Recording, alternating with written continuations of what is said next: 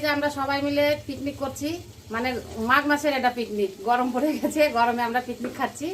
তো আজকে রান্না অনেক কিছু হচ্ছে। আজকে বাটা মাছের এই যে বড় বড় একটু বাটা আছে, এগুলো নিয়ে টক করছি।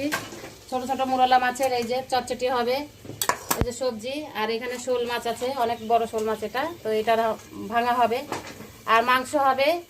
তারপরে বাঁধাকপি হয়েছে মাছের মাথা দিয়ে, সব দেখাবো। আর একটা কি হয়েছে, ফুলকপি, আলু ফুলকপি তরকারি হয়েছে, আর মাছের তরকারি হয়েছে, অনেক কিছু হয়েছে, আমি সব দেখাবো।